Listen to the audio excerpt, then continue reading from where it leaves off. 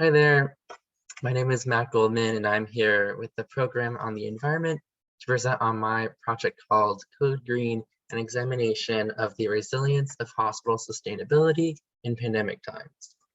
So starting off, when you think about hospitals, you're generally thinking about facilities that are hoping to heal people and society. However, because of their energy intensive operations and other wasteful activities, they actually start to harm the environment, and then that trickles down into hurting human health, and then going back, making sure people are going into hospitals now because they're seeking care for those ailments and then using those energy intensive operations. So it creates this unhealthy cycle that you see on the right side of the column that hospitals are hoping to heal and rectify with sustainability. However, with COVID-19 coming into the picture in the last couple of years, hospitals haven't really been able to focus on improving this cycle too much because they've been focusing more on COVID treatment and other recovery options. Exactly, especially with not needing to care too much about how much waste they're getting from single-use PPE, but rather focusing on treating patients. So therefore, with my project, I intended to dig into those administrative issues of COVID-era sustainability so that I can learn more about it and figure out ways that hospitals can improve their resilience for future crises. So by doing that and having that mission, I asked myself, one, how did COVID-19 impact the motivations of hospital sustainability as well as the limitations? And then two, what environmentally sustainable measures can hospitals take to be more equipped for their next crisis? So in order to answer those, I did two major methods. The first one, I interned with Nalco Water as a technical sales intern, where I learned a lot more about the sustainability of water treatment systems and also more about the sales aspect as it relates to heating and cooling systems within hospitals and other facilities.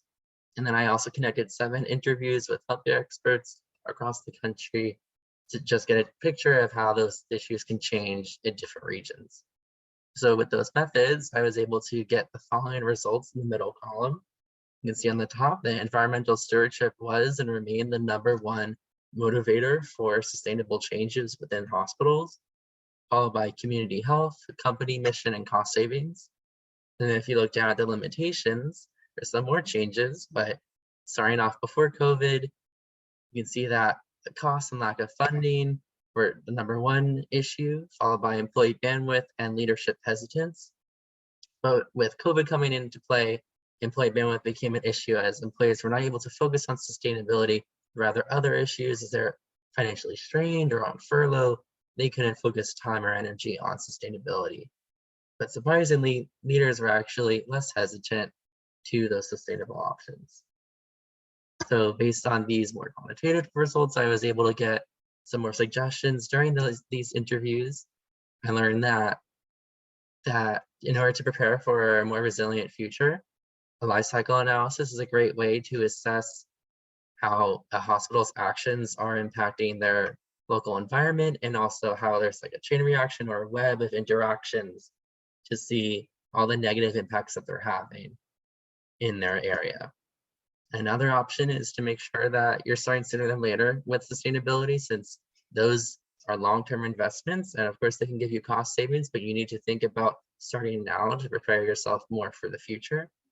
And then the third one is that having a strong mission was very useful for a lot of hospitals that had a strong mission and were able to get through the financial stress of COVID-19 without much issue or harm to their staff and other operations. So with all this information and some examples down below, we can get into the recommendations for some stakeholders in this situation. So of course, for hospital managers, this is a great way to understand that they need to make sure that they're focusing on enough people and time and workload on sustainability, since during a crisis, that's not possible. So they need to make it more feasible in order to address that employee bandwidth issue. And then also to make sure to assess the feasibility of different projects, since of course not each project is going to be suitable for each hospital, but to make sure they understand what their options are. And then for lawmakers, this is a great way to understand that there are some weaknesses in hospital sustainability, so regulations can be an option to uplift the whole sector together to have a new minimum standard. And then for the public, community health was so important as a motivator for sustainable healthcare. So you have a large stake here. You are their priority, and it's important that you recognize that and you can advocate for change.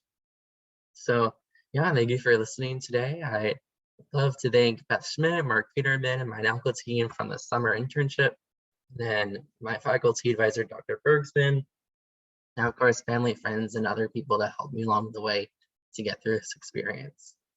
So you can feel free to reach out to me on Twitter at migoldman7. That's on the top left of the screen.